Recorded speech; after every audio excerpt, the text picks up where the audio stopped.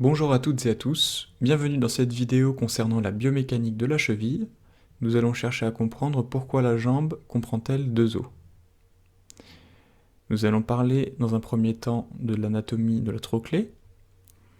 Donc la trochlée va être plus large en avant qu'en arrière. Donc de ce fait, en flexion dorsale, la surface de contact entre le pilon et la trochlée va être plus importante qu'en flexion plantaire.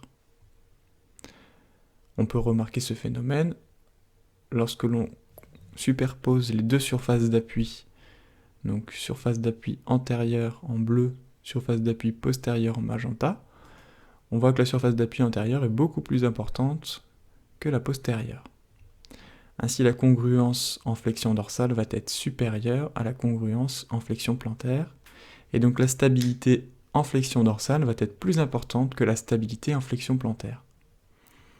Et donc ainsi, la majorité des traumatismes au niveau de la cheville se font sur un mécanisme de flexion plantaire. Comme on peut voir ici, une entorse externe associée à une flexion plantaire. Donc à partir de ça, on peut se demander maintenant quel est l'intérêt de cette géométrie si particulière de la trochlée. Eh bien, elle va trouver tout son sens lors de la marche. Nous allons distinguer deux phases lors de la marche. Donc premièrement, la phase portante ici, phase portante à gauche, phase oscillante à gauche. Donc lors de la phase portante, le talus doit supporter tout le poids du corps. Donc c'est un moment où l'articulation talocrurale doit être la plus stable possible. Et cette stabilité est permise par la flexion dorsale du pied, position de verrouillage de la cheville. Au cours de la phase oscillante, d'autant plus au début de la phase oscillante, ici, comme sur cette photo, la cheville ne supporte aucune charge liée au poids du corps, donc la stabilité est moins nécessaire dans ce cas. C'est pourquoi on retrouve une flexion plantaire du pied.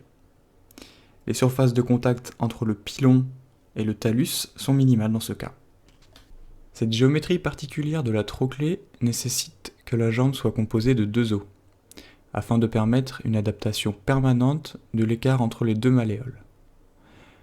En flexion dorsale, l'espace bimalléolaire est plus important qu'en flexion plantaire.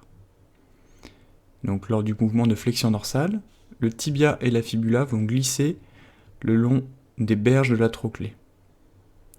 Comme on peut voir sur ce petit schéma en coupe, vue supérieure, lors du mouvement de flexion dorsale, on va avoir un glissement vers l'avant du tibia et de la fibula, et également une augmentation de l'écartement entre ces deux malléoles, étant donné l'élargissement de la trochlée en avant. L'adaptation de l'espace entre les deux malléoles en flexion plantaire est permis activement par la contraction du muscle tibial postérieur, qui grâce à ses insertions sur le tibia et la fibula, va entraîner un rapprochement des deux malléoles.